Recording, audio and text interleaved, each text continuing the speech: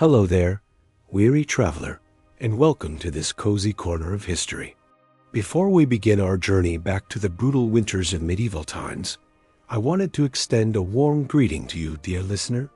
Whether you're nestled under the covers, ready to drift off to sleep, or simply looking to unwind with some quiet historical storytelling, I'm so glad you've chosen to join me tonight. If you don't mind, I'd love to know where in the world you tuning in from and what time of day it is for you right now. Feel free to leave a comment and let me know. It's always such a delight to see the diverse community of history enthusiasts gathered here.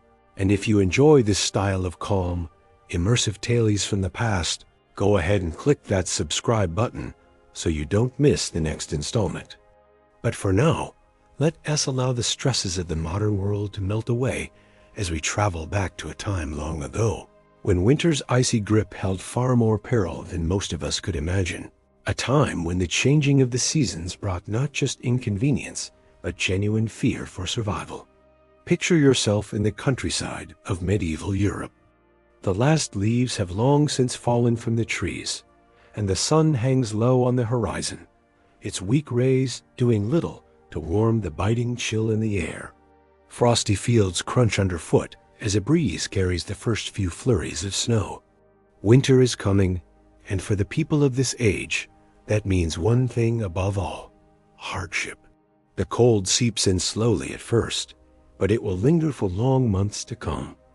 The landscape will soon be blanketed in white, the rivers and ponds freezing over into gleaming sheets of ice.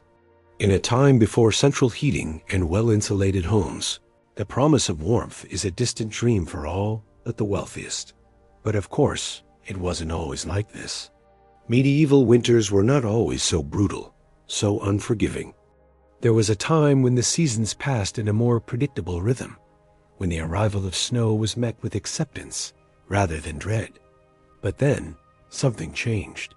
The climate itself began to shift, ushering in a period that would come to be known as the Little Ice Age. Lasting from the 14th century all the way into the 19th. The Little Ice Age brought colder temperatures and harsher winters than anyone could remember.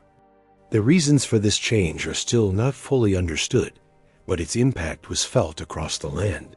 Crops failed, livestock perished, and the icy winds blew ever harder. One of the most famous examples of the Little Ice Age's fury was the Great Frost of 1709. That winter, temperatures plummeted so low that rivers and lakes froze solid. In London, the River Thames became a frozen highway, with people setting up shop and even lighting fires right on the ice. It was a surreal sight, but one that came at a cost. Many perished from the cold that year, huddled in their homes as the world outside turned to ice. But amidst all the suffering, there were some who found a strange sort of solace in the frigid weather. One such figure was a young Isaac Newton, then a student at the University of Cambridge. When the Great Frost hit, Newton was forced to return home to his family's farm. There, huddled by the fire, he found himself with ample time to ponder the mysteries of the universe. It was during this unexpected break that Newton began to develop some of his most groundbreaking ideas, laying the foundations for his theories on calculus and optics. Who knows what other great minds might have been sparked to brilliance by the quiet isolation of a long, cold winter. It's a reminder that even in the darkest of times, the human spirit has a way of seeking out the light. But for the vast majority of people in medieval times, winter was a season to be endured rather than enjoyed. The rich could afford thick woolen clothing, ample firewood, and well-stocked larders to see them through the lean months. But for the peasants and serfs, who made up the bulk of the population, it was a very different story. Imagine waking up each morning in a one-room cottage, the air thick with smoke from the sputtering fire. Your breath mists in front of you as you rise from your straw mattress, careful not to disturb the shivering forms of your family members huddled around you for warmth. The cold seeps in through every crack and crevice, numbing your fingers and toes until they ache. Breakfast, if you're lucky, might be a meager bowl of porridge or some stale bread. The food from the previous harvest is beginning to run low, and you know that the long winter months will only bring more scarcity. The livestock, too, are suffering, their coats matted with frost as they huddle together in the barn, their breath steaming in the icy air. As the day wears on, you trudge out into the snow to gather what firewood you can. It's back-breaking work, and your hands quickly become raw and chapped from the cold. But you know that without a fire, your family will not survive the night. You think of your children, their small faces pinched with hunger and cold, and you press on. This was the reality for so many in medieval times. A constant battle against the elements, a fight for survival that consumed every waking hour. And yet, even in the face of such hardship, there were moments of resilience and even joy to be found. You see, the medieval world was one deeply attuned to the rhythms of nature. The passing of the seasons was marked not just by changes in the weather, but by a rich tapestry of rituals and celebrations. And so, even in the depths of winter, there were glimmers of light to be found. One such beacon was the midwinter feast of St. Stephen, held each year on December 26th. For a brief moment, the rigid social hierarchies of medieval society were turned on their head, with a peasant or serf being crowned the Lord of Misrall for the day. This lucky individual would preside over a raucous celebration filled with food, drink, and revelry, a rare moment of indulgence in an otherwise austere existence. But perhaps the most enduring symbol of hope in the medieval winter was the simple act of coming together. In a world where survival often depended on the strength of one's community, the bonds of family and friendship took on a profound importance. Imagine, if you will, a small village huddled against the snow. The smoke from the chimneys mingles with the leaden sky, a sign of life amidst the barren landscape. Inside the homes, families crowd together around the hearth, telling stories and sharing what meager scraps of food they have. There is a sense of unity here, a shared sense of purpose in the face of hardship. Neighbors trudge through the snow to check on each other, bringing extra firewood or a pot of stew to those in need. In the flickering firelight, faces are lined with weariness, but also with a quiet determination. They have survived winters past, and they will survive this one too. And so, the long, cold months march on, the snow piling higher and the ice growing thicker with each passing day. But even in the darkest depths of winter, there is a glimmer of hope on the horizon. For the people of medieval times knew that, no matter how brutal the season, spring would come again. They watched for the first signs with a keen and practiced eye, the slight lengthening of the days, the softening of the earth beneath the snow. And when, at last, the thaw began, it was celebrated with a joy and reverence that we can scarcely imagine today. Plough Monday marked the official end of the winter season, a day when work in the fields could begin anew. The ploughs that had lain idle for so long were brought out and blessed in elaborate ceremonies, a symbol of the renewed cycle of life.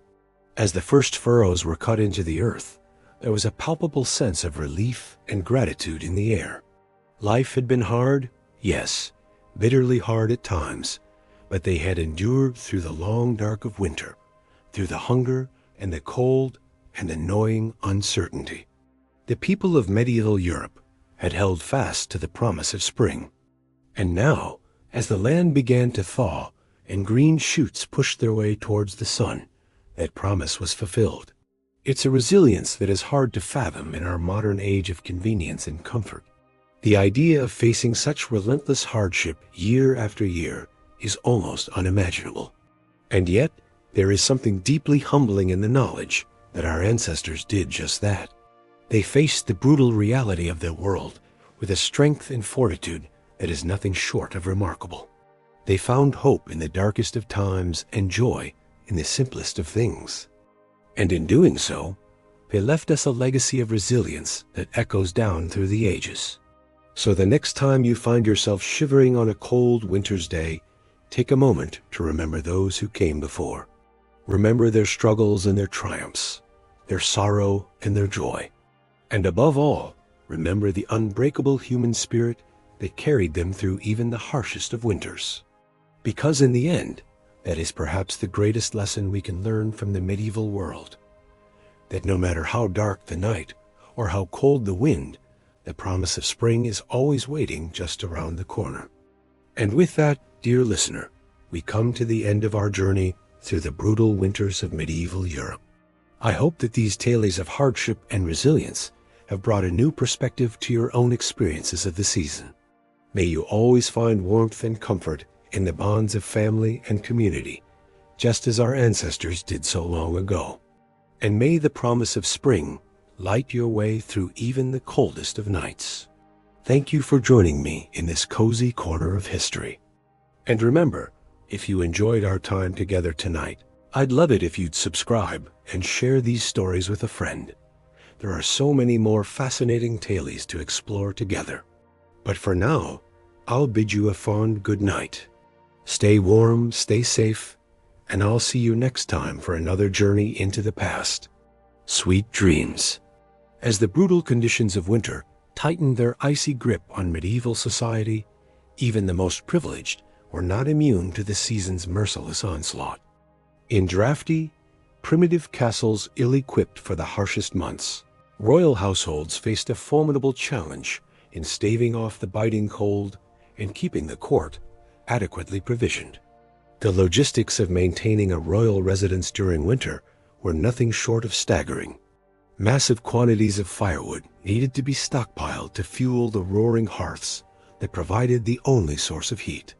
The kitchen staff toiled ceaselessly to preserve meats, grains, and vegetables that would sustain the court through the long, lean months when fresh fare was scarce. Servitors scrambled to seal every crack and gap to keep out the insidious chill. But even the most diligent preparations often proved insufficient against winter's relentless assault. In one particularly chilling tale, a medieval queen is said to have tragically perished from exposure within her own palace walls. According to chroniclers, Queen Elizabeth of Hungary was found frozen in her bed one bitter January morning in 1326, a victim of the very castle that was meant to be her refuge. As grim fates like these demonstrate, the specter of death cast its ominous pall over the medieval world in winter's dark depths. But even amidst such bleakness, the indomitable human spirit endured and found cause to rekindle hope. For much of the populace, that faint glimmer came in the form of the Feast of St. Stephen, a cherished midwinter celebration falling on December 26th. This day marked a brief respite from the unending drudgery and privation of peasant life, a rare, sanctioned opportunity for revelry and indulgence. Central to the feast was the tradition of misrule, a ceremonial inversion of the normal social order. For this single day, a commoner would be appointed the Lord of Misrule, granted temporary authority to preside over the merriment and issue playful edicts to his betters. However fleeting, this act of sanctioned license provided a vital pressure valve for the simmering tensions and resentments bred by the oppressive feudal hierarchy. The rigid lines between lord and vassal blurred for one mirth-filled day where all could partake as equals in the feasting, gaming, and carousing. The sense of community fostered by such celebrations was more than mere diversion. It was a critical survival mechanism. With winter's cruelty threatening to break both body and spirit, the bonds of fellowship and goodwill forged during the Feast of St. Stephen and similar revelries helped sustain the populace through the leanest times. One chronicle from 1377 recounts the poignant tale of two peasant families, neighbors whose meager winter stores had been exhausted long before spring's arrival. On the verge of perishing from hunger, they pooled the last of their tattered resources to share a humble meal on the Feast of St. Stephen. That gesture of generosity and unity gave them the strength to endure the season's remaining ravages. Such acts of compassion formed the very marrow of medieval society in winter, when a helping hand extended to a frostbitten traveler or an extra log given to a shivering widow could spell the difference between life and death. The grim, shared purpose of weathering winter's onslaught together shaped a culture of interdependence that defied the era's often ruthless stratification. But even the warmest expressions of conviviality and fellow feeling inevitably cooled as winter's unrelenting misery stretched on interminably. The feast of St. Stephen was but a small flare of light and levity amidst the frozen darkness, a momentary reprieve before the bleak slog of January, February, and March. As stores dwindled, bellies hungered, and the cold crept past the most assiduously stoked hearth, the faint promise of distant spring seemed to fade into impossibility. And yet, year after arduous year, medieval society endured against all odds. Through unimaginable adversity and hardship, they clung to existence, upheld by the grit, fortitude, and fellowship forged in winter's unsparing crucible. As the land lay dormant and the sun retreated, they somehow found within themselves the tenacity to carry on. One can only imagine the flood of profound relief and joy that greeted the first tentative signs of winter sun passing, the slight softening of the frigid air, the incremental lengthening of daylight, the hopeful drip of icicles yielding to the sun's strengthening rays. For the battle-weary tillers of the earth, no day was more welcome than Plough Monday, the traditional start of the agricultural year, falling on the first Monday after Epiphany in early January.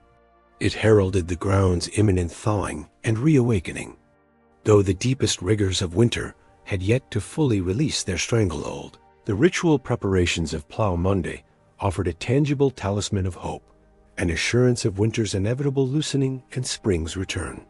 One can picture a patchwork of furrowed fields slowly emerging from the receding snows and frosts, the newly harnessed draft teams leaning into the first tentative overturning of the frigid clouds.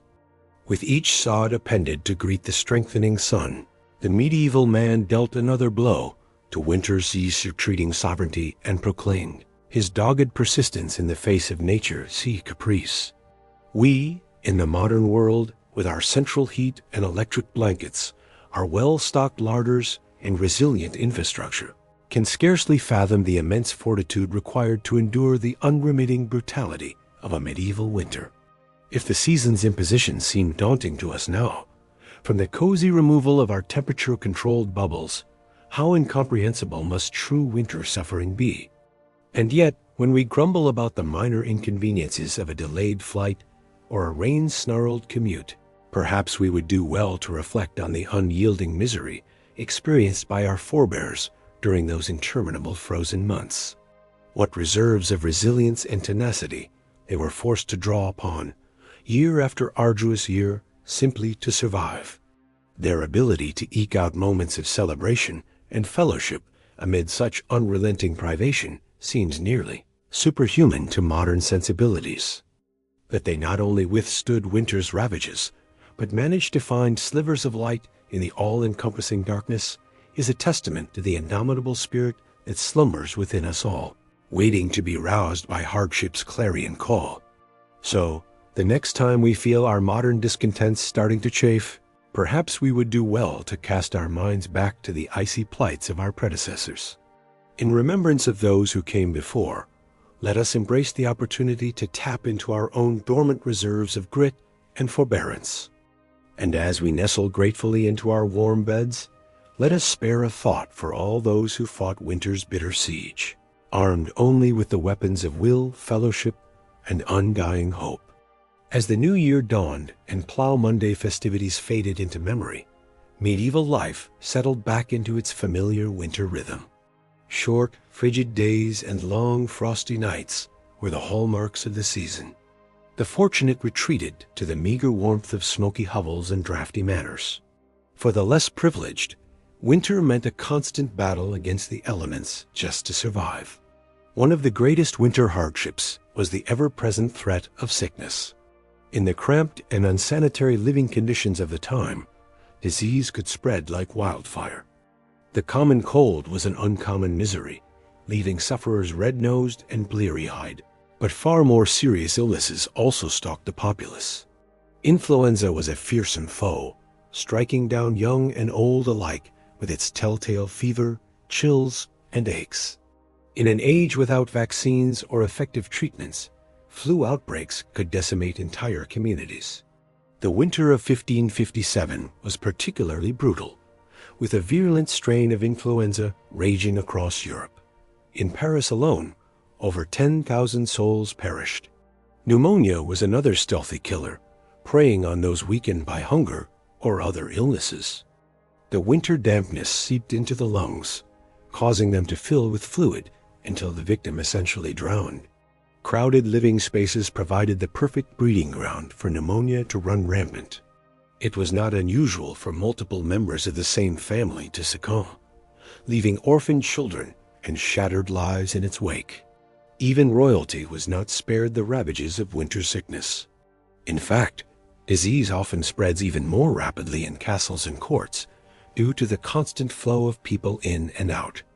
A visiting dignitary or pilgrim might unknowingly bring pestilence along with their entourage.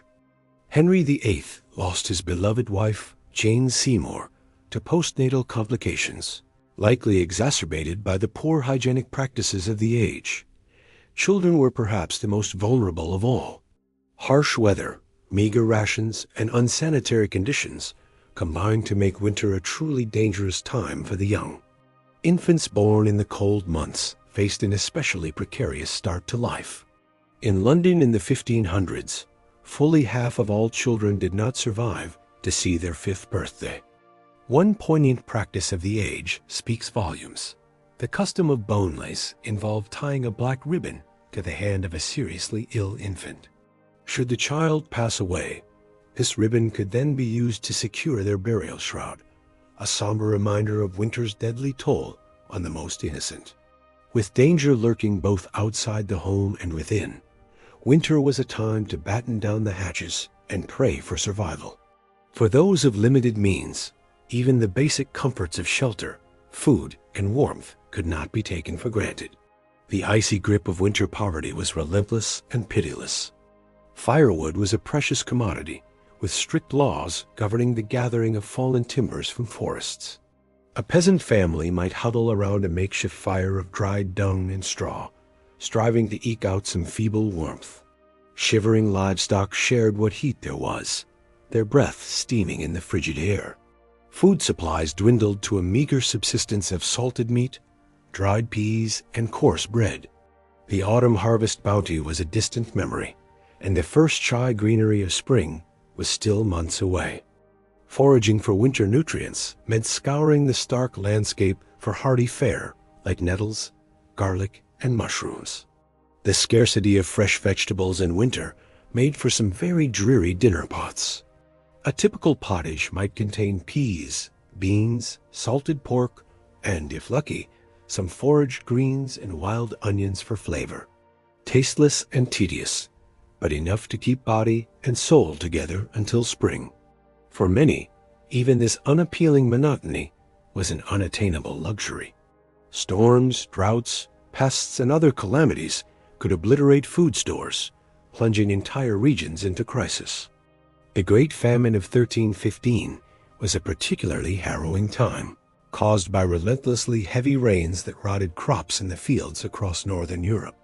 Contemporary accounts paint a chilling picture of desperate people reduced to eating dogs, horses, and even human flesh in their hunger.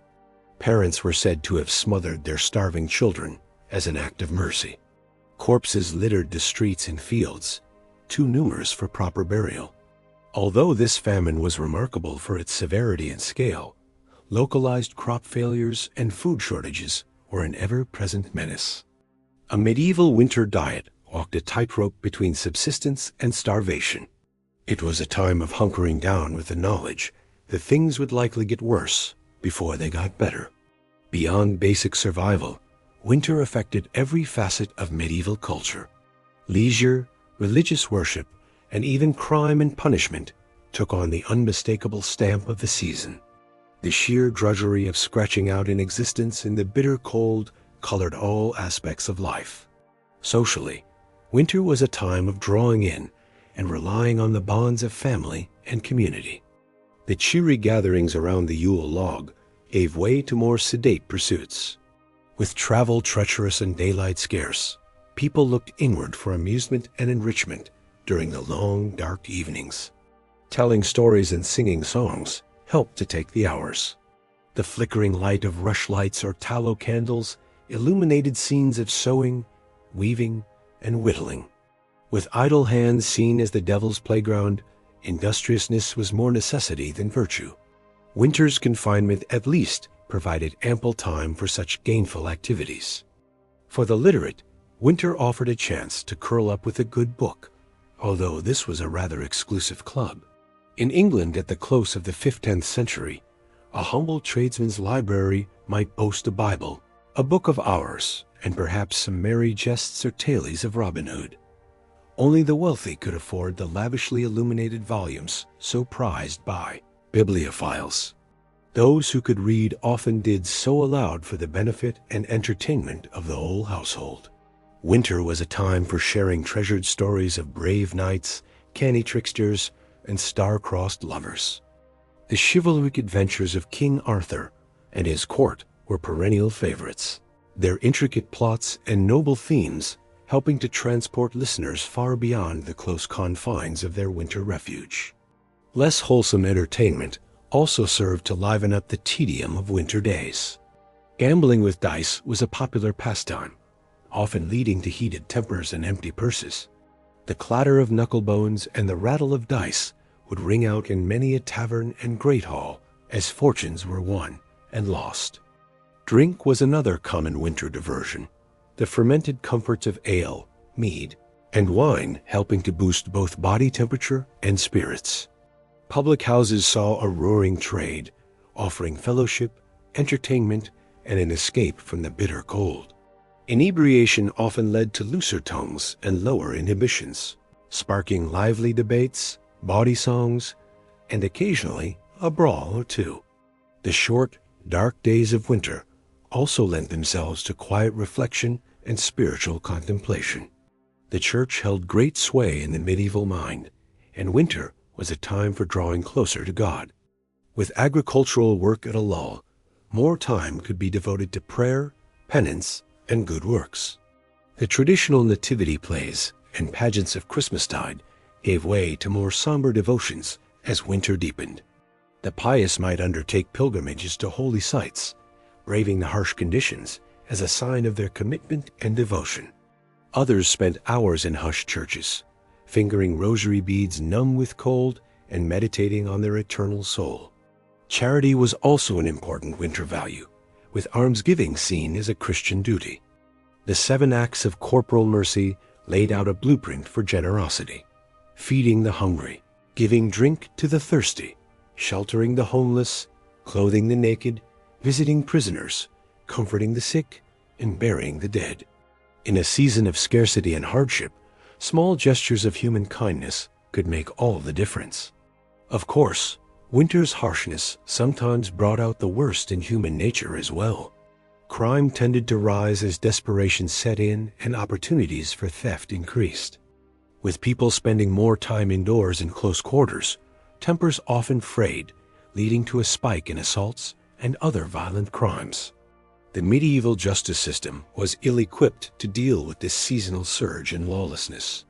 Trials were often delayed until the weather improved, leaving the accused to languish in dank and overcrowded jails. Punishments could be harsh, with fines, floggings, and even executions meted out to those found guilty.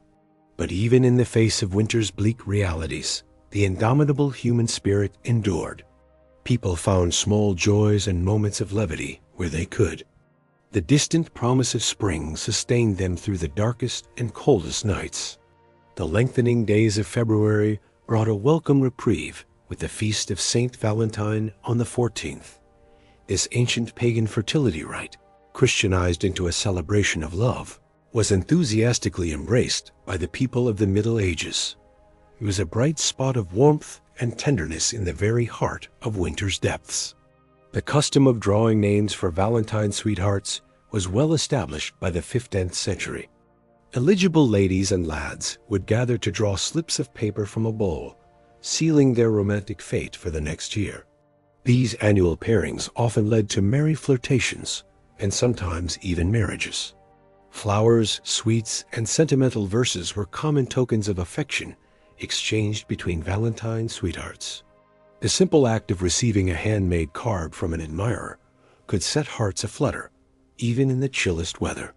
Winter, for all its woes, could not freeze the fires of love. As the feast of Saint Valentine passed into Lent, the austerities of the season intensified. But there was a sense that the worst was now behind, and brighter days lay ahead. The snowdrops and crocuses poking their fragile heads through the frost offered tangible evidence that winter's icy reign was finally weakening. Throughout the Middle Ages, the relentless cycle of the seasons shaped every aspect of life, and no season stamped its mark more firmly than winter. It was a time of privation and hardship, when mere survival was an achievement. And yet, it was also a time of resilience and quiet fortitude in the face of the harshest of elements. Medieval winter was a test of the human spirit, a proving ground for the values of faith, family, and community. The winking icicles, frosty meadows, and long, low fields may have been a postcard-perfect scene, but the realities of the season were anything but picturesque. However, this crucible of snow and ice and what also forged a people of remarkable grit and endurance. The Middle Ages were built on the backs of those who could weather the very worst that winter had to offer and still find reason to hope for spring.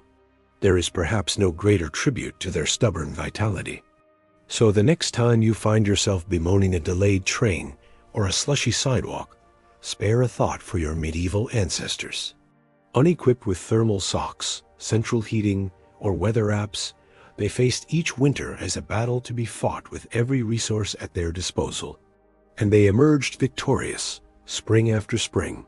We are the heirs and beneficiaries of their tenacity and unbreakable spirit. And with that, I will leave you to your warm bed and electric blanket, secure in the knowledge that winter has been largely tamed, thanks in no small part to those who came before and showed us how it's done. May your dreams be of gentle snowfalls and toasty hearths, and may you wake to a world where winter is more friend than foe. As the weak winter sun struggled to pierce the leaden gray clouds, the people of medieval Europe shivered and drew their meager cloaks tighter about their shoulders. The icy tendrils of winter's grasp seemed to creep into the very marrow of their bones, chilling them to the core. For the poorest peasants, the cruel irony was that their ragged woolen garments, which felt so oppressively hot and sticky in the sweltering labors of summertime, now provided scarcely more warmth than a gossamer veil against winter's biting onslaught. They huddled together in their hovels, thankful for the meager heat thrown by a smoky fire, their breath misting in the chilly air. The animals felt winter's bite too. The elderly draft horse, ribs protruding beneath its shaggy coat, dreamed wistfully of the long-gone lush summer grass as it ate its apportioned wisp of hay. The milk cow lowed mournfully, udders chapped and raw in the frigid draughts that knifed through the barn walls. Even the wily barn cats looked a bit less haughty, their usual disdain blunted by the gnawing in their bellies and the frost on their whiskers. Yes, winter was an especially trying time for the lowest rungs of medieval society. But even the nobility, cocooned in their grand, drafty castles, were far from immune from the deprivations of the season. Many a blue-blooded maiden wailed in despair as her priceless silk gowns proved useless against the dank chill of stone walls. The castle kitchens strained to concoct enough piping-hot delicacies to stoke the noble innards. It is said that King Henry II of England, felled by a severe case of the winter shivers, once burned an entire chair just to warm his royal posterior for a blessed moment or two. His servants despaired, knowing His Majesty's temper was liable to ignite even faster than the furniture if he remained uncomfortably cold for long. But for peasants and kings alike, winter seemed to grind on interminably, an unrelenting slog of frozen misery. The only respite came from the occasional celebration or feast day, brief islands of revelry in the dark ocean of winter. The people seized upon these moments of light and levity, cherishing them like a drowning man gasping for air. Perhaps the most anticipated was the Feast of St. Stephen on December 26th, a day of unbridled merriment and delightfully subversive reversals of fortune. By ancient tradition, a mere peasant was crowned the lord of misrule on this day, gleefully lording over his betters in a delicious bit of sanctioned rebellion. One can only imagine the raucous peals of laughter that rang out as the lowly serf ordered about the local baron with mock imperiousness. For one glorious day, the normal rules and hierarchies fell away, and all reveled together as equals. The frigid drudgery of winter seemed to recede, driven back by the bright blaze of communal joy. But soon enough, the merry festivities would end, the misrule would be righted, and the cold, hard reality of winter would descend once more. The people would trudge back to their hearths and their chores, the bite of the wind seeming to mock the fleeting warmth of fellowship. The battle against winter's grim siege resumed unabated. And yet, even in the bleakest depths of winter, there were quiet acts of courage and compassion that melted the frost from even the most careworn hearts. Neighbors shared scarce provisions with those even less fortunate, exhibiting a generosity of spirit that no cold could diminish. A certain Dame Matilda of York was said to have once given her only cloak to a poor beggar woman, shivering herself through the long walk home. When questioned why she would relinquish her one defense against the brutal cold, she simply smiled serenely and said, "The warmth of human kindness is a fire that never goes out." Such selflessness, such nobility of spirit, was the secret weapon with which the medieval people armed themselves against winter's relentless battery. For though winter could freeze their fingers and toes, it could not touch the invincible summer that reigned eternal in their hearts. And so they endured. They persisted. They triumphed in their own way over the harshest of seasons. The first green buds of spring were more than just a welcome sight. They were a living testament to the tenacity of the human will, the indomitable spirit that could outlast any winter, no matter how dark or cold. As we snuggled deeper under our cozy electric blankets, perhaps we would do well to remember the trials and triumphs of our medieval forebears. For in their unending battle against the elements, in their stubborn refusal to bow before nature's capricious fury, they forged a legacy of resilience that warms us still today. The chill winds of winter may still moan outside our windows, but we can draw strength from the knowledge that if they could brave the brutal cold with naught but a cloak and their unquenchable human spirit, well, then surely we can survive until spring arrives once more. Spring at last. As the icy grip of winter finally began to loosen, medieval folk eagerly awaited the return of fairer weather. They had endured months of bitter cold, huddling in cramped quarters, stomachs growling from meager winter rations.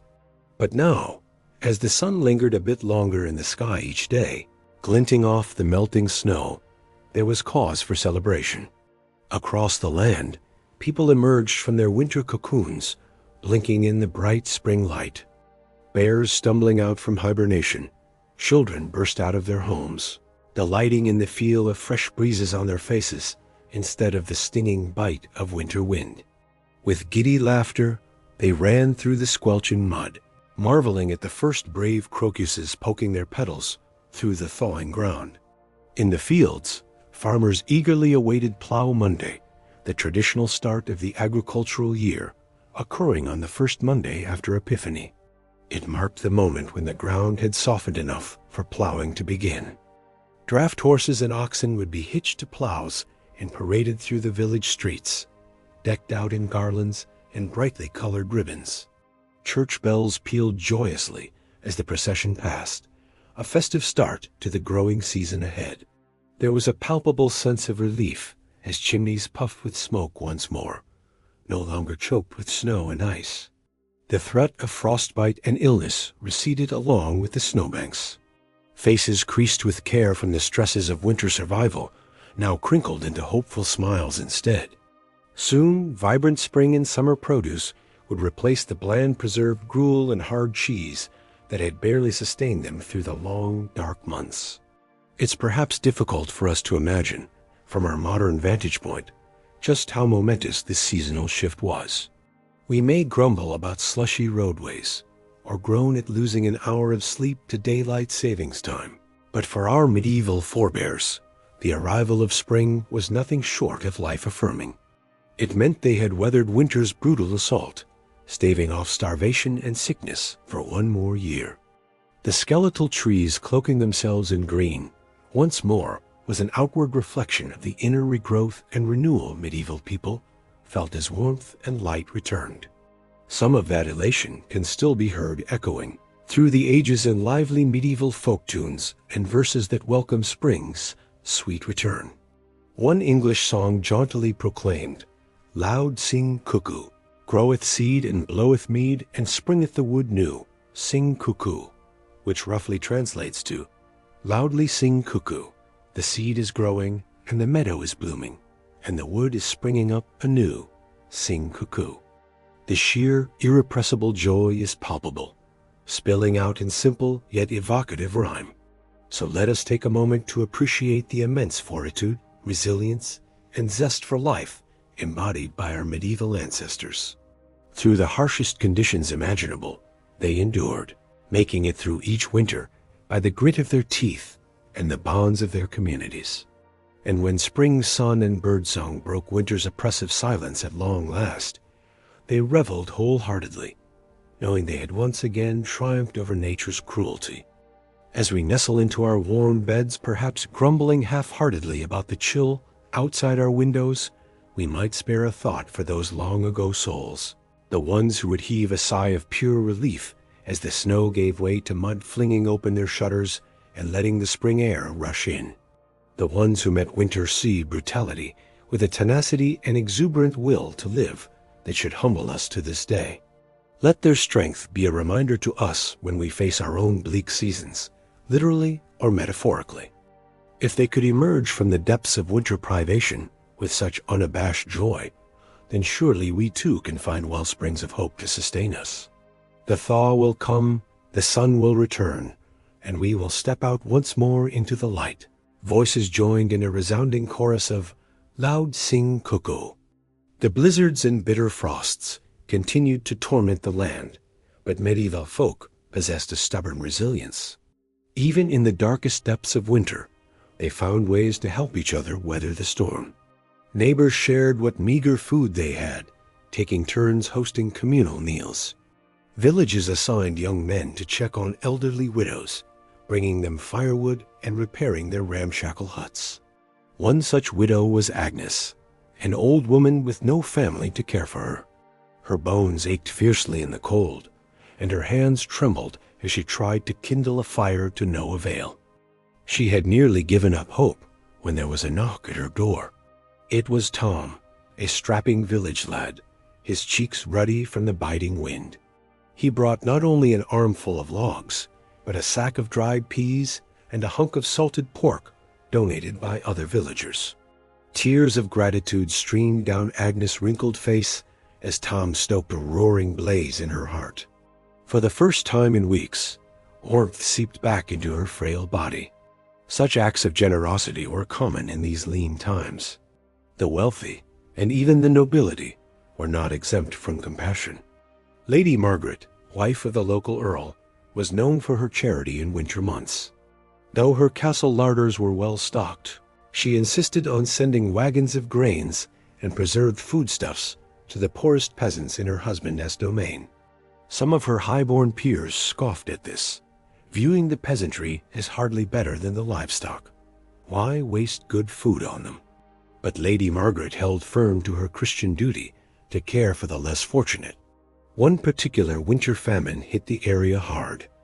Lady Margaret worked determinedly to stretch the castle provisions, ordering the cooks to concoct hearty soups and stews to ladle out to the starving poor who came begging at the gates. The kitchen boys grumbled at the extra work, but the cook, a portly fellow named Bernard, shared his mistress's sense of noblesse oblige. He threw himself into the task, bulking out the soup with every last turnip and potato in the cellar. The ravenous peasants gratefully slurped it down, heedless of the gristly bits of mutton floating in the greasy broth. For some, It would be their only meal for days. As winter dragged on, even Lady Margaret's coffers began to run low. She took to quietly selling some of her jewels and finery to buy more supplies from neighboring towns. Her husband, the Earl, chose to look the other way, respecting his wife's piety, even as he worried it would leave them vulnerable to lean times themselves. The church, too, played its part in aiding the suffering. Monasteries opened their doors to the poor and infirm, offering them a warm pallet of straw to sleep on and a basic daily meal of bread and ale. Some even ran primitive hospitals to nurse the frostbitten and desperately ill. The monks saw it as their holy duty, a way to emulate the selfless compassion of Christ. Brother William was a young novice tasked with tending to the sick at his monastery's hospital. Though the sights and smells of disease and decay turned his stomach, he forced himself to ladle broth into the mouths of toothless elders and change the pus-soaked bandages of weeping sores. He prayed fervently for the strength to endure this trial and thanked God that his station in life spared him the worst ravages of winter. For winter was the great equalizer, laying low rich and poor alike with its icy scythe. Certainly, the wealthy could afford thicker woolen hose and luxuries like hot mulled wine, but they still shivered in their drafty manners and worried over their winnowing stores. And death came for them too, in the form of winter-borne disease. The noblewoman Lady Isabel was heavily pregnant during a particularly vicious cold snap. Sequestered away in her confinement chamber, she had every comfort: a crackling hearth, mounds of furs, and attentive maids to cater to her every need. But contagion has a way of sneaking past even the thickest castle walls. A kitchen girl with a hacking cough brought Lady Isabel a pot of warm milk and herbs. Within days, the expectant mother was burning with fever, her lungs rattling. The child came too soon, a tiny wisp of a thing that never drew breath. By week's end, Lady Isabel, too, was dead. The king himself was not immune.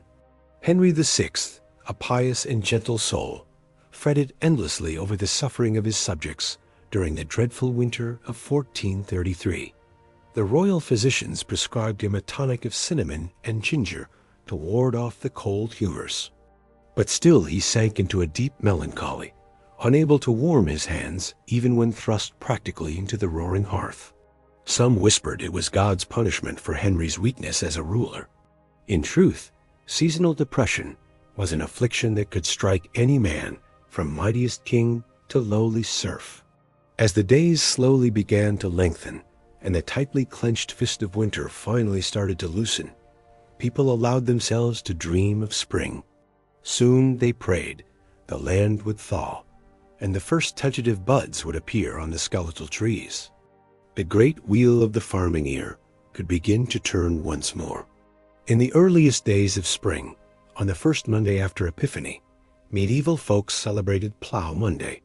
This was when the first symbolic furrow would be cut into the frost-spangled earth, a hopeful portent of the crops to come. Village men blackened their faces with soot for luck and paraded through the muddy lanes with their plowshare held high, singing bawdy songs to wake the slumbering soil.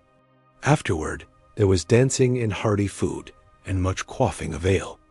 It was a promise, a covenant that the dark days of winter were passing, and brighter tomorrows lay ahead. The same eternal cycle played out at all levels of society. In the great halls of dukes and countesses, minstrels struck up a merry tune, and couples leapt into a lively carol dance, flush with the optimism of a new year. The king hosted a lavish feast for his court, the tables heaped with delicacies like roast swan and marzipan sweets. Even the lowly peasant Giles and his brood felt a weight lift from their shoulders as they ventured out to their humble plot, Giles clutching the pouch of precious saved seed that meant a future of full bellies. The wretched widow Agnes, who had been knocking on death's door, found herself stirring a bubbling pot of pottage, humming tunelessly. She had made it through winter's gauntlet to see another spring dawn. Praise be to God! Winter was brutal. There was no escaping that fact. It brought with it a host of miseries and hardships. from hunger to bone-chilling cold to the constant specter of death and disease. But it was also a time when the true resilience and communal spirit of medieval people shone through. Staring into the abyss of winter's bleakness, they responded with generosity, with grit, and even with defiant celebration. They understood that winter was an inescapable part of the great cycle of life, and the best way to conquer the cold was to hunker down and endure it together. So as you huddled beneath your cozy duvet, perhaps grumbling about the exorbitant heating bill, or scraping a bit of frost from your windshield, spare a thought for your medieval ancestors. Reflect on how they survived winter after winter in a world before electric blankets, central heating, and grocery deliveries at the click of a button. Though our modern winter woes may seem all-consuming at the moment, they pale in comparison to what medievals faced each year. And perhaps we could learn a lesson from them, that empathy, charity, and an irrepressible hope for spring are the best ways to weather the hardships life throws our way, whether it be a polar vortex or a pandemic. Let us all embrace the coming spring with a full and grateful heart, knowing that however deep the snow drifts, it will eventually yield to the warming sun. The harshness of winter only makes the blossoming of spring all the sweeter. And so, as a medieval king might say, let us winter bravely, so that we may spring eternally. Frost crackles underfoot as you trudge through snowdrifts, breath clouding in the icy air. Icicles glitter in the pale sunlight, hanging from the eaves of wattle and daub huts. The village lies hushed and still, huddled against winter's onslaught. This is what winter looked like for most of our medieval ancestors, not the cozy scenes we imagine of merry feasts in snug castles, decked with holly and buzzing with music and laughter. No, for the vast majority, winter was a time of bone-chilling cold, gnawing hunger, and grim survival. The specter of winter hunger was never far away, with crops withered and livestock scarce. Putting food on the table became a daily battle. Grain stores dwindled, and bitter herbs and shriveled turnips were soon all that stood between a family and starvation. One bitterly cold winter in 1315, a medieval Englishman's harvest fell short by a third due to storms and freezing weather. The desperate serfs were reduced to eating the straw roofs off their huts and boiling the leather from their shoes, all the while still forced to labor for their lofty lords. Malnutrition weakened the body's defenses against winter maladies. The common cold could quickly morph into life-threatening pneumonia or bronchitis. Influenza cut through villages like a scythe, feeling young and old alike as they shivered in their shabby shelters. With teeth chattering, medieval folk huddled together against the chill, packing into the relative warmth of shuttered houses. Yet, this close-quartered coziness came at a cost. The stale, smoky air, ripe with the odor of unwashed bodies, festering chamber pots, and dirty rushes, was a breeding ground for disease. In one 14th-century Suffolk household, 13 family members, from grandparents to babes in arms, along with their scrawny chickens and mangy dogs, huddled together in a single tiny smokehouse all winter. It's incredible that any emerged alive come spring. Sickness was not the only danger lurking in the long, dark nights. Fires were a constant threat in packed wooden cities and towns.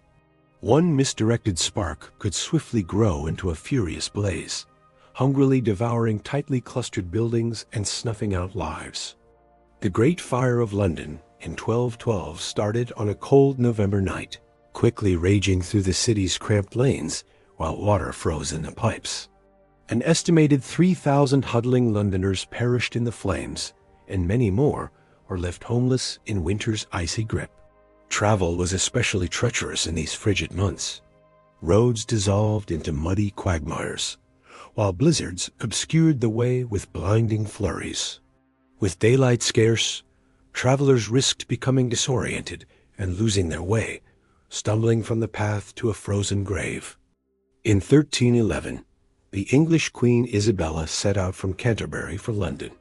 As the winter twilight deepened on the shortened day, her party lost the road and wandered helplessly until the early hours. while the pregnant queen wept copiously in fear and exhaustion. Winter's onslaught was no less punishing for working animals. Horses and oxen grew gaunt and weak on scant winter feed. Their labored breaths smoked in the chill air as they hauled logs and packs through knee-deep snow. Frostbite blackened extremities, and ice cracked hooves and wheel spokes alike. Yet, even in the bleak depths of winter, medieval people found slivers of light.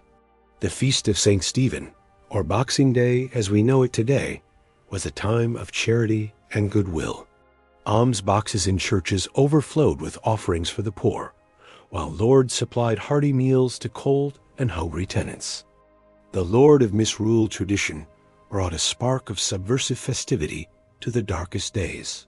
A lowly peasant, jester, or deacon would be crowned king and preside over merry revels marked by drunkenness, role reversals, and mischief, a temporary appending of the established order.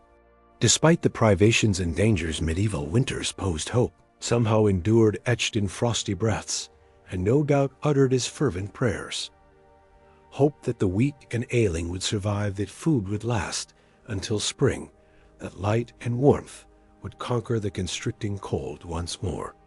So this winter, when you grumble about shoveling the driveway, curse at the thermostat, or get chilled waiting for the bus, spare a thought for those who came before us.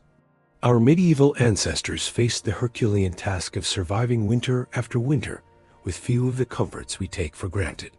Their quiet courage in the face of winter as cruelty is perhaps the greatest lesson they have to teach us. Though we will never know most of their names or stories, we can appreciate the magnitude of their struggles and find inspiration in their endurance that saw them through to brighter days. The bitter frost continued its icy reign, transforming the landscape into a crystalline wonderland that would be picturesque if not for the immense hardship it inflicted on the inhabitants of the land. The snow fell ceaselessly from the ash-gray sky, blanketing the countryside in a suffocating white shroud. Icicles hung like glittering daggers from the eaves of peasant hovels and grand manors alike. The hearth fires that burned day and night offered only a fleeting respite from the penetrating chill. Smoke from the precious flames stung watering eyes and choked lungs in the close, fetid air of wattle and daub huts. There, huddled bodies crammed together for warmth, humans and livestock alike, the pungent aromas of dung and unwashed flesh mingling together into a uniquely medieval winter perfume. For some, however, even this dubious comfort was a luxury they could ill afford. Scant food stores stretched precariously thin, and bellies rumbled with the persistent pangs of hunger. Many of the poorest subsisted on little more than coarse bread and thin gruel, praying they would survive to see the spring. The specter of famine lingered in every home, from lowly serf to high lord. None could escape winter's deadly grasp, not even those who wore crowns. In drafty stone castles that seemed to inhale the cold and exhale an unrelenting damp, rulers shivered beneath mountains of furs. Royal households required vast amounts of firewood and provender to ride out the long winter months. Woe to the kingdom whose sovereign failed to plan ahead. According to one account, a medieval Bohemian princess perished from the cold in her bedchamber. Her demise a chilling reminder that wealth and status offered only partial protection from the elements. But for a peasant family, the loss of a loved one to winter's icy scythe was an all too common occurrence, as cruel as it was predictable. Disease added to the season's prodigious death toll. Agues and fevers spread like wildfire through communities weakened by malnutrition and close quarters. The stale, smoky air of hovels and the ubiquitous filth made the lungs more vulnerable to infection. Medieval physicians, their useless treatments often rooted more in superstition than science, could do little. The roads, treacherous with snowdrifts and black ice, compounded the winter's woes. Only the desperate or the foolhardy ventured far from the meager comfort of their homes in the darkest months. Travel for any distance was an ordeal to be undertaken at one's peril. Peddlers' carts remained idle, depriving isolated villages of needed goods. Tithes and taxes went uncollected, to the vexation of liege lords and clergy. And woe to the army that had to mount a campaign over snow-choked roads. Their supply lines stretched thin and fraying in the frigid weather. The winter of 1407 saw one of the Middle Ages' most astonishing military feats. Born of this brutal necessity for wintry warfare, the redoubtable Welsh rebel leader, Owain Glyndwr, faced off against the superior forces of the future King Henry V in the high mountain passes. Glyndwr's men, accustomed to harsh conditions, drew the English into a trap amid the blinding blizzard.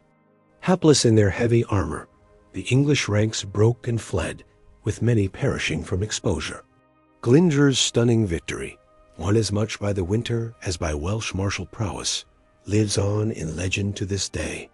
The winters of medieval Europe were often marked by devastating famines that claimed countless lives. When the cold lingered and spring planting was delayed, food shortages quickly followed. The infamous Great Famine of 1315 to 1317 was sparked by an unusually wet and chilly spring that rotted seedlings in the ground. Successive crop failures over the next 2 years plunged much of the continent into starvation.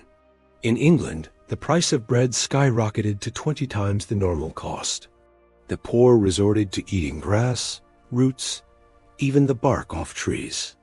Desperate bands of scavengers dug up graves to cannibalize the dead. It is estimated that 10 to 25% of the population of cities like Ypres and Bruges in modern-day Belgium perished. In the French town of Trier, a citizen wrote in his diary that the poor were eating dogs, horses, and other unclean things.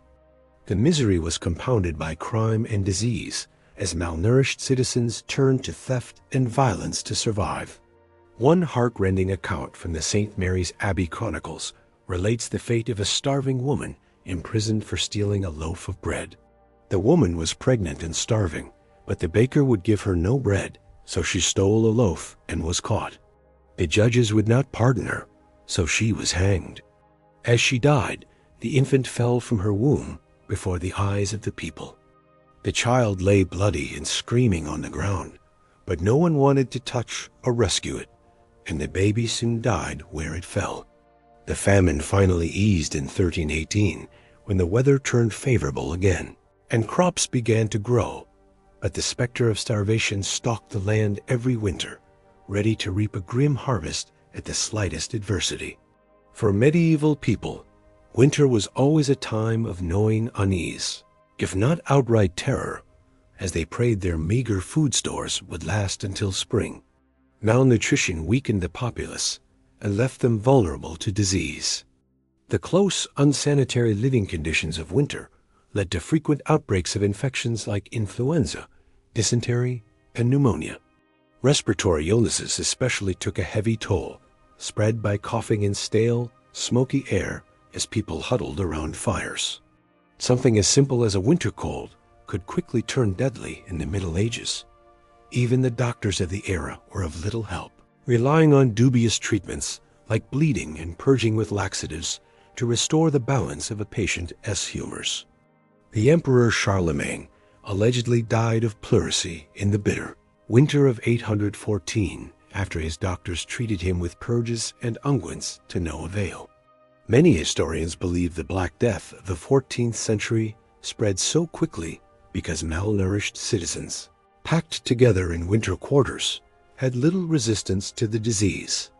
The 1348 to 1349 outbreak killed a staggering 30 to 60% of Europe's population. One poignant tale comes from Pistoia, Italy, where a man named Ser Luca wrote to his brother Franciscino, describing the devastation. "I am sick at heart and can barely bring myself to write, for things here go from bad to worse. Many are dead, and many more are dying. Shops are closed, taverns deserted. One passes down streets without meeting a soul. Wails of grief echo from houses where death has struck. The stench of rot rises from mass graves. I fear our city may soon be empty of life entirely. I beg you, stay where you are and pray for us unceasingly." As the plague raged, entire villages were wiped out. The suffering was compounded by the trauma of hasty mass burials in frigid ground, and sick people expelled to die alone in the snow for fear of contagion.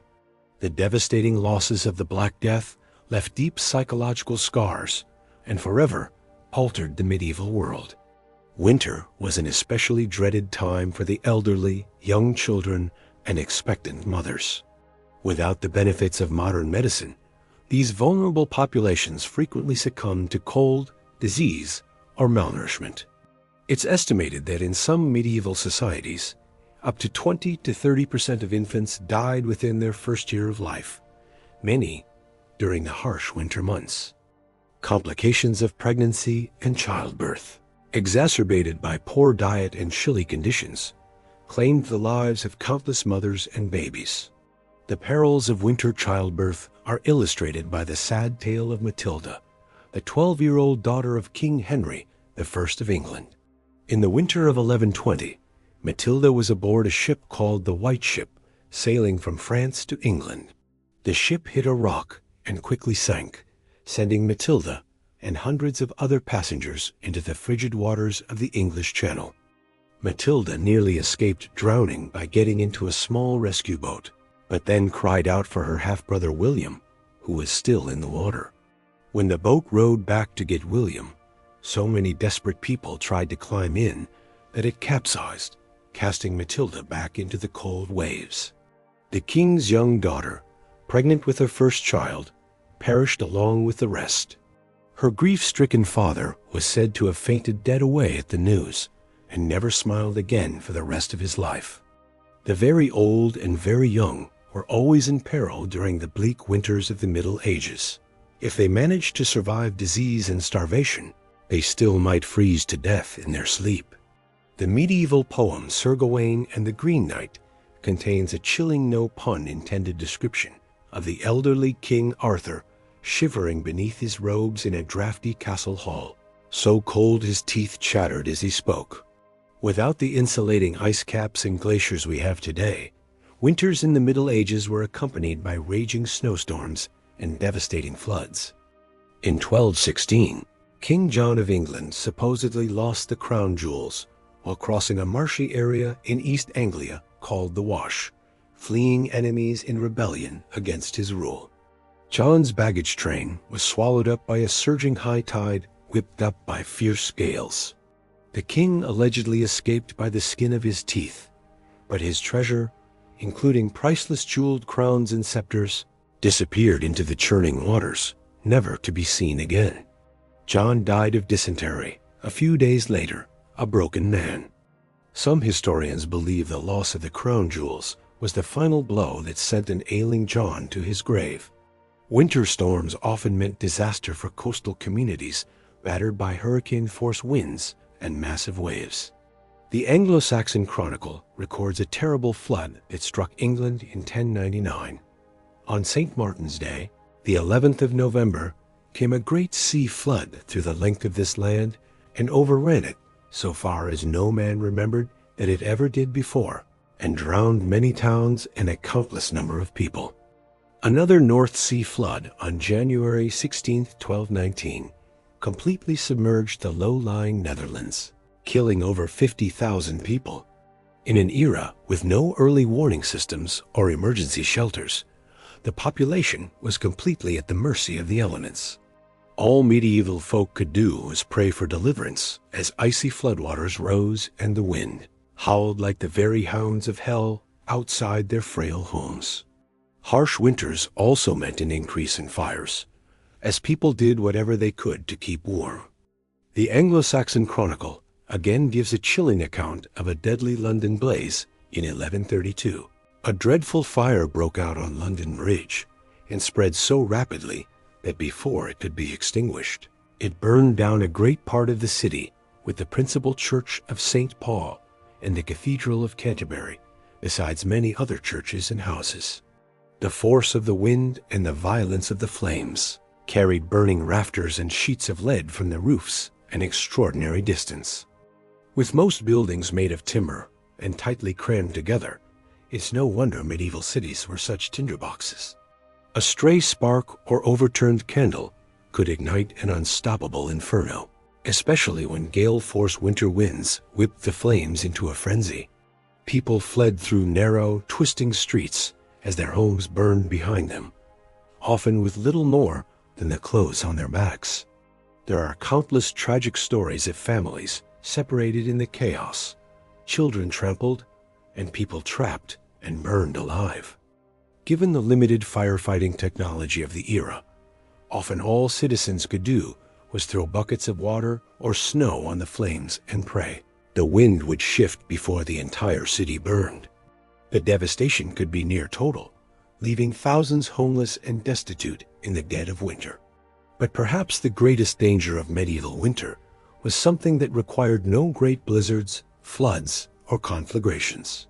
Sometimes the simple, inescapable, life-sucking cold was enough.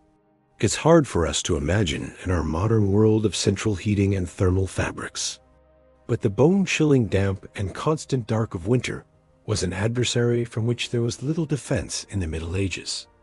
With only smoky fires and piles of furs to ward off the chill, winter cold sank deep into the bones of medieval people.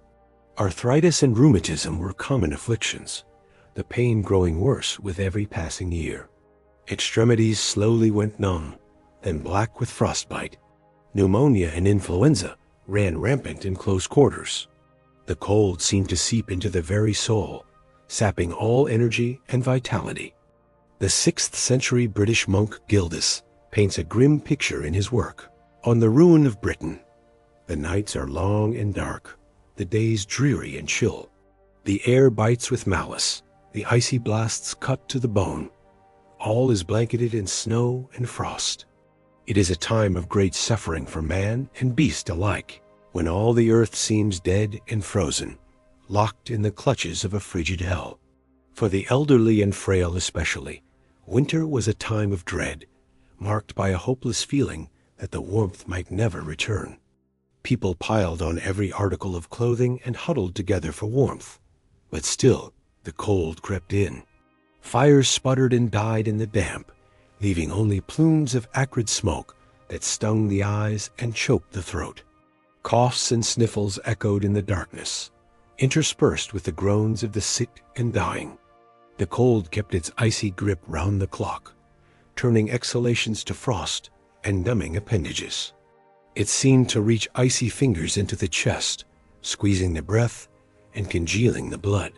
Even the young and healthy moved as if through deep water, sluggish and yielding. There was no escaping winter's clutches in the Middle Ages.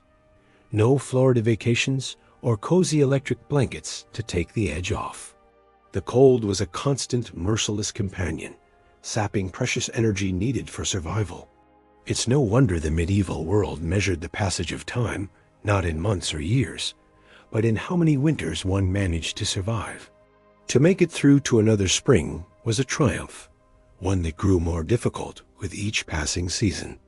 But somehow, despite the brutal conditions, the rampant disease, the gnawing hunger, and the life-stealing cold, the people of the Middle Ages endured, year after year, winter after merciless winter. They shouldered on, armored only in their indomitable spirits. When the last meager stores of food ran low, they tightened their belts another notch. When the fire burned down to embers, they drew another tattered blanket close. And when the dark pressed in from all sides, they huddled together and whispered stories of brighter days to come. There is a moving passage in the 14th century English poem Piers Plowman that captures the sheer resilience of the medieval spirit. Through woe and winter, as bale, frost and snow, and sleet and hail, all shall pass and peace prevail. Hope shall triumph and never fail. Even in the darkest depths of winter, medieval folk found small joys and moments of grace. Neighbors shared what little they had with those who had even less. Amid the cold and dark, people came together to sing and pray at night. Some swore they could hear the voices of angels in the howling winds, promising that warmth and light would come again.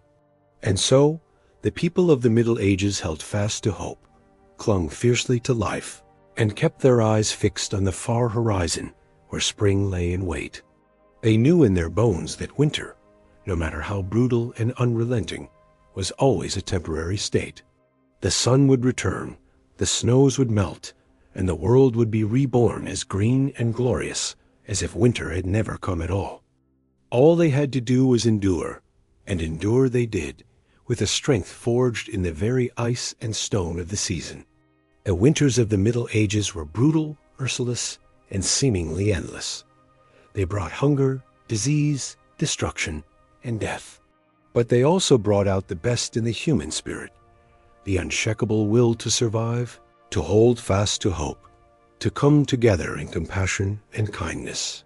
The medieval world was tempered in winter's icy crucible, and emerged stronger for it, a little tougher, a little wiser, with a bone-deep appreciation for the turning of the seasons. So perhaps we can learn a lesson from our medieval forebears as we grumble about scraping a few inches of frost from our windshields.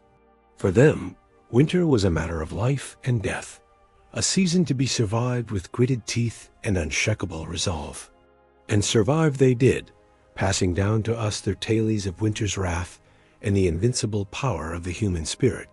In the dead of our modern winters, may we remember their fortitude and find in it the inspiration to shoulder through our own dark days.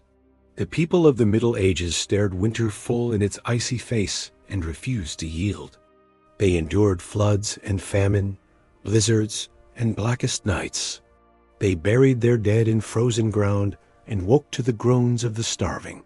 But always, always, they held fast to the promise of spring. And if they could make it through winter after winter with little more than faith and furs, then surely we can find the strength to face our own battles, knowing that the thaw will come and light will return. The brutal winters of the medieval world may be long past, but their lessons echo through the ages, a testament to the enduring power of the human spirit. So let us walk in the footsteps of our ancestors and meet winter's chill with courage, compassion, and unshakable hope. For if they could brave the darkest season with heads unbowed, then so too can we. Winter is coming, but spring, as the medieval world knew so well, is never far behind. As the chilling winds howled across the frozen landscape, medieval folks gathered around the flickering light of the hearth fire, huddled together for precious warmth. They shared tales of winters past, those harsh and unforgiving seasons that tested the mettle of even the hardiest souls. In humble cottages and grand manor houses alike, the sting of winter's icy breath knew no bounds. Drafty shutters and thin, thatched roofs offered scant protection against the relentless cold. From peasants to princes, all felt the bite of Jack Frost nipping at their noses and numbing their extremities. But some were fortunate enough to have a roaring hearth around which to cluster. The crackle of the flames and the aroma of smoke offered small comfort against winter's onslaught.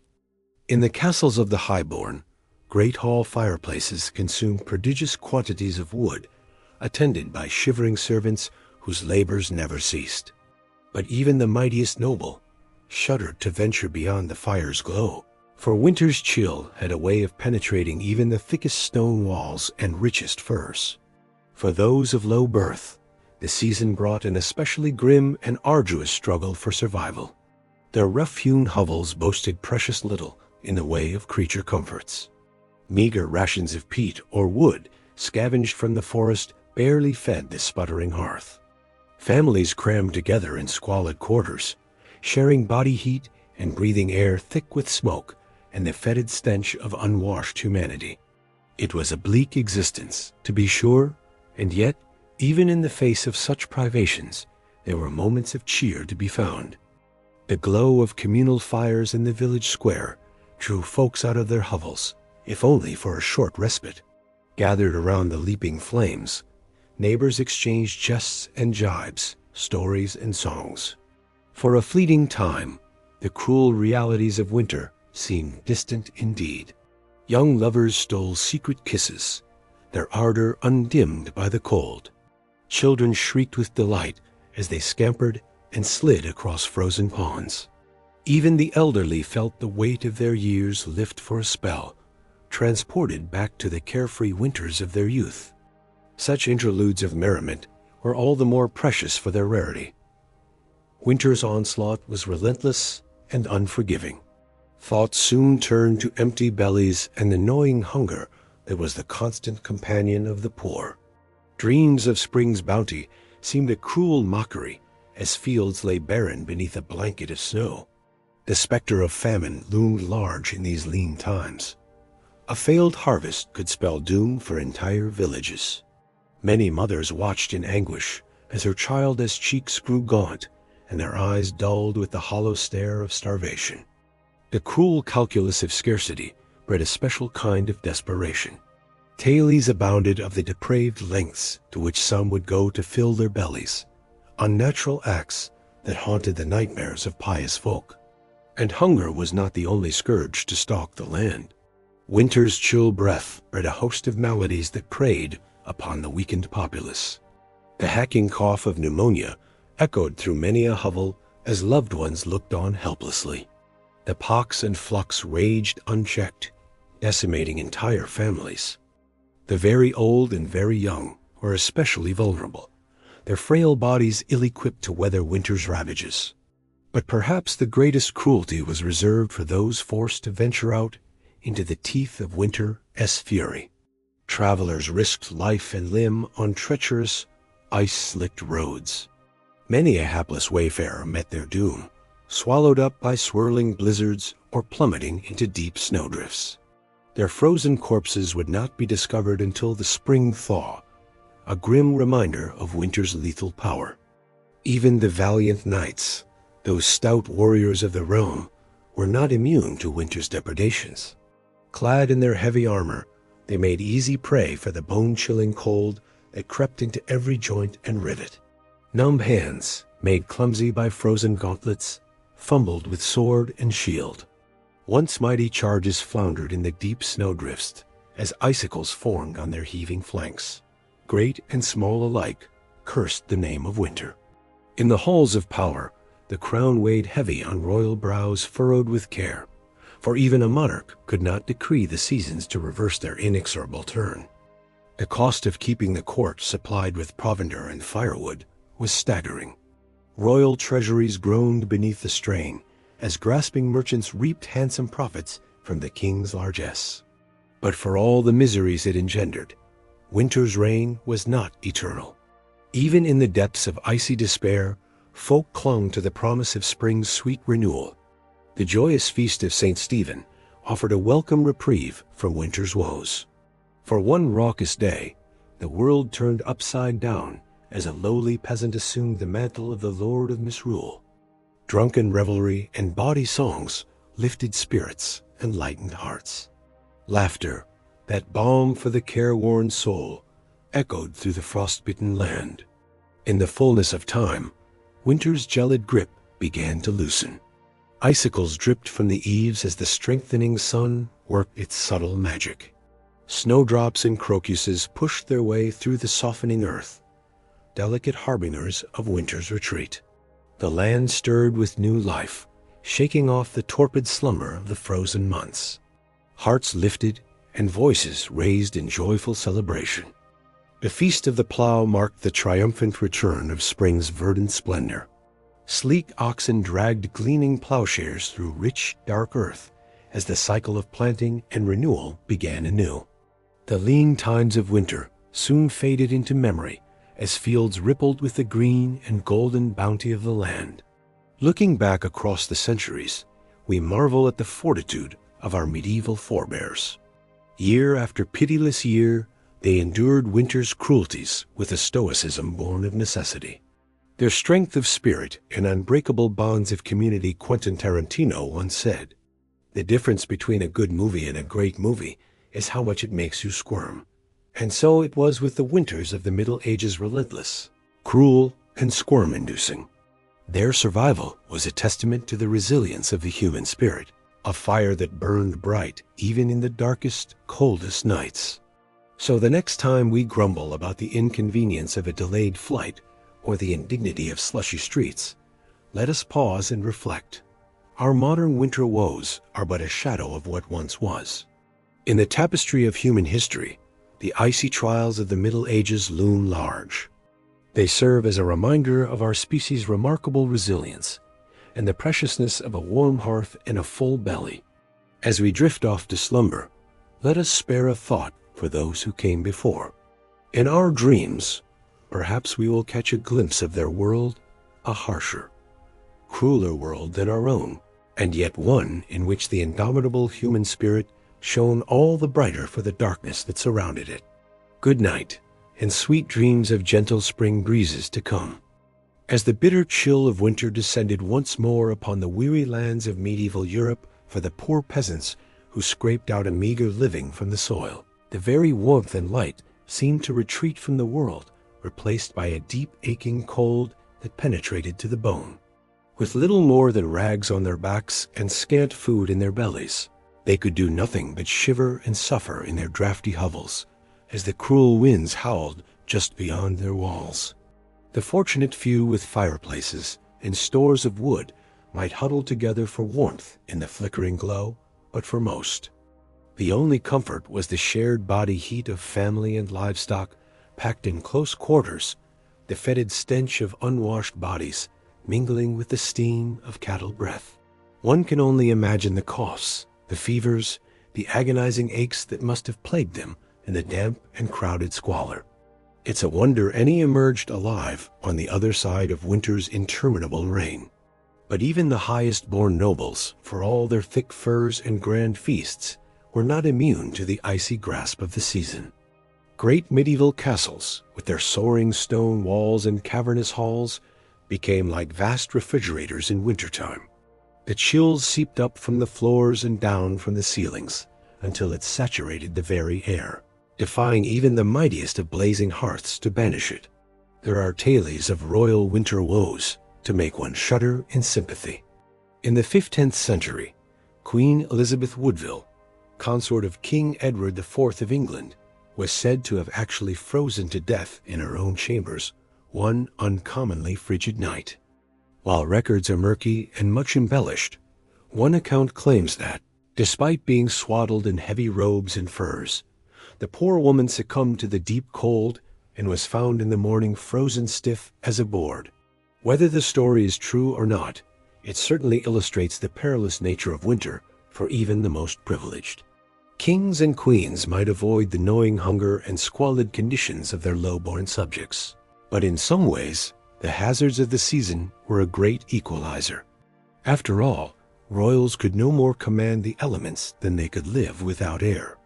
The chill found its way into even the most luxurious of medieval bedchambers. And so, as the days grew shorter and the nights ever darker and more frigid, the whole of medieval society braced itself for the annual onslaught of winter's wrath. From the lowliest cotter to the loftiest lord, a sense of grim endurance seemed to settle upon the populace, a knowledge that the only way out was through. Stores of grains and salted meats were checked and rechecked, every scrap of wood and kindling jealously hoarded, and heavy woolen garments donned in stoic anticipation. The only spark of levity and hope in the whole bleak affair came with the Christmas festivities surrounding the feast of St. Stephen on December 26th.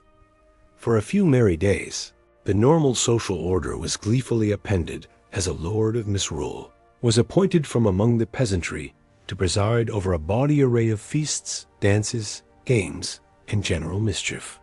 With bellies full of ale and wine, faces flushed from the press of bodies and the exertions of revelry, the common folk could for a brief shining moment forget the long privations of winter and revel in the joys of life and community.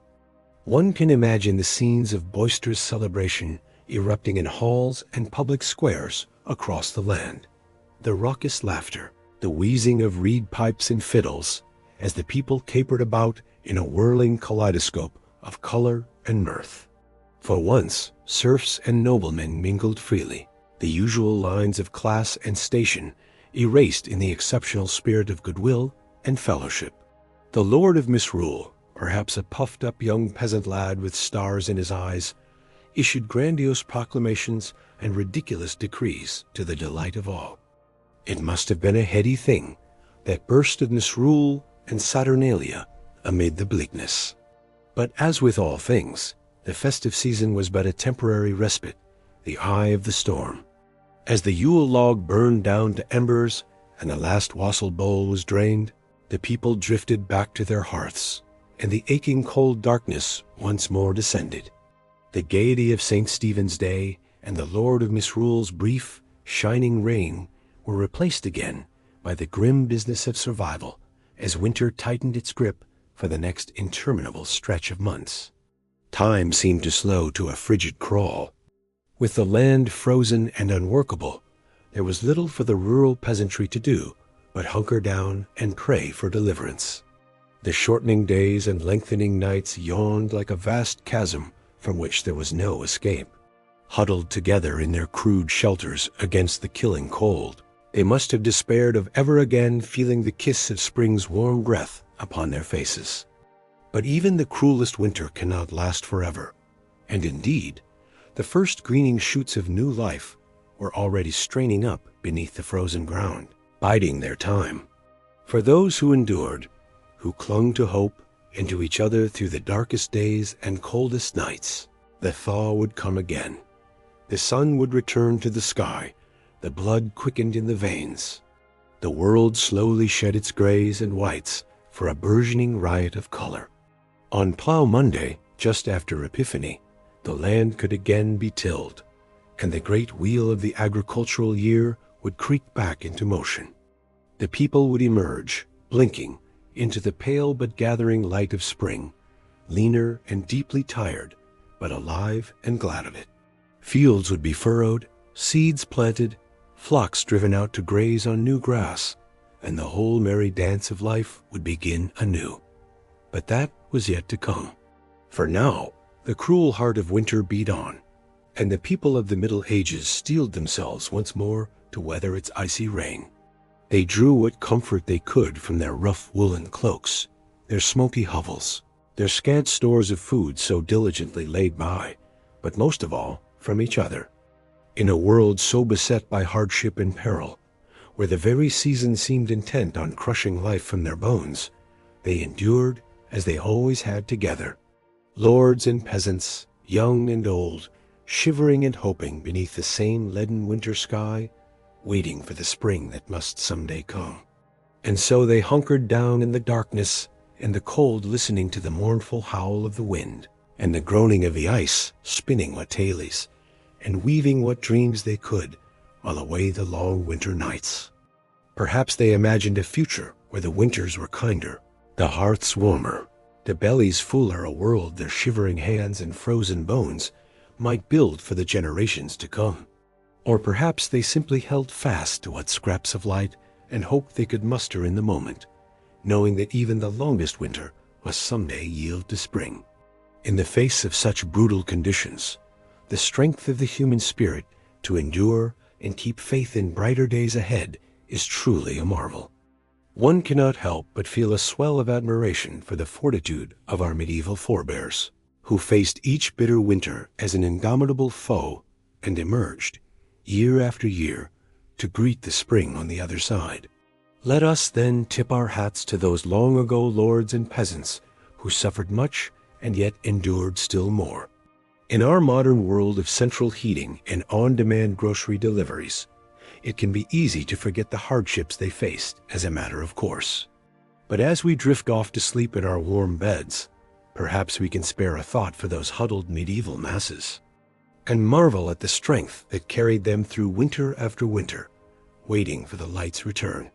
In a world so often cold and dark, such enduring hope and resilience is a fire that cannot be quenched, burning on from their distant hovels to our own night-swaddled rooms. May we keep that flame alive in our hearts, come what winter may.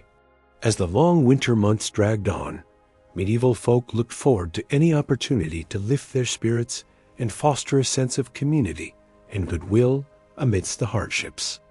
One such beacon of hope was the Feast of St. Stephen, celebrated each year on December 26th, though the origins of this midwinter celebration are somewhat obscure.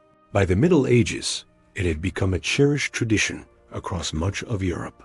After the solemn religious observances of Christmas Day, St. Stephen's Day was a time for merrymaking, feasting, and the playful reversal of normal social roles. Central to the festivities was the custom of misrule, where a peasant or commoner would be appointed lord of misrule for the day and granted the power to command their social superiors. This light-hearted upending of the status quo provided a much-needed release valve for the rigid class tensions that normally dominated medieval life. The Lord of Misrule presided over a topsy-turvy day of revelry, leading raucous processions through the streets, initiating mischievous pranks, and decreeing that everyone, from lords to laborers, should make merry together. Professional entertainers like minstrels, jugglers, and jesters would ply their trades, while games of chance and skill kept the crowds amused.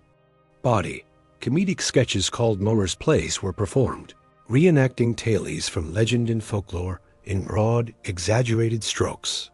Mock jousts and farcical court proceedings induced peals of laughter, a welcome respite from the grim realities of winter life.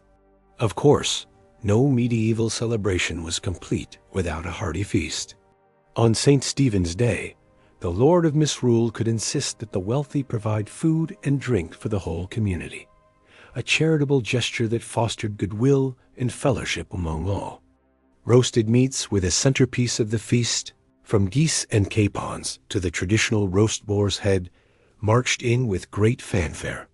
Minced meat pies, heavy with dried fruit and spices, offered a sweet treat, while the wassail bowl flowed freely, the warm, spiced cider bolstering everyone's spirits. One can almost hear the laughter and lively chatter ringing through the halls, rising above the blustery winter winds outside. For one brief, shining day, the hardships of winter faded into the background as the community came together in a spirit of joy and camaraderie. As the feast concluded and the revelers dispersed back to their hearths, they carried the warmth of the festivities with them, like a flicker of cheery firelight in the dark. The knowledge that they had friends and neighbors to rely on, that they could find moments of laughter and levity even in the bleakest times, surely helped buoy their spirits for the hard days still ahead. And somehow, the winter's icy grip seemed a bit less harsh, the howling winds a bit more bearable, when one had a belly full of good food and a heart full of fellowship. The Feast of St. Stephen was a timely reminder that even the deepest darkness of winter would eventually yield to the first hopeful stirrings of spring. Those fragile shoots of new life began to tentatively emerge as the winter snow receded and the frozen ground began to thaw. Across the countryside, watchful eyes eagerly scanned for the appearance of snowdrops, those valiant little flowers that poked their fresh green stalks and delicate white blooms through the melting slush. Their arrival heralded that the long night of winter was finally ending and the season of rebirth approaching. In villages everywhere, weary folk rejoiced to see the first hints of color and vitality return to a landscape that had been shrouded in icy white stillness for so many months. With a newfound spring in their steps, medieval peasants returned to the rhythms of the agricultural year. The great wheel of life began to turn once more. Hibernating livestock were led out to pasture starting to green again, while the farmer hitched his team to the plow, eager to churn the softening earth. The first Monday after Epiphany, falling in January, came to be known as Plough Monday for this very reason. It marked the moment when the land could be worked again after the winter freeze, inaugurating the labors of a new farming season. Plows that had been stored away for the winter months were hauled out and blessed in joyful Plough Monday processions through the fields, while plowmen went from door to door collecting food ale and small coins, all in anticipation of the work and harvest to come. One can picture a weather-beaten village huddled around their communal plot, faces turned gratefully towards a sky brightening into a paler shade of blue. With hoes and digging sticks in hand, they prepare to sink the first hopeful seeds into the receptive soil, an act of faith that spring would conquer winter in due time. Among them is the wizened old grandmother, a child clutching her gnarled hand as she shows them how to plant the peas, just as her own grandmother once taught her many long springs ago. The smaller child giggles with delight as a rotund earthworm wriggles free from the dirt, while the older solemnly pushes each seed into its waiting hollow.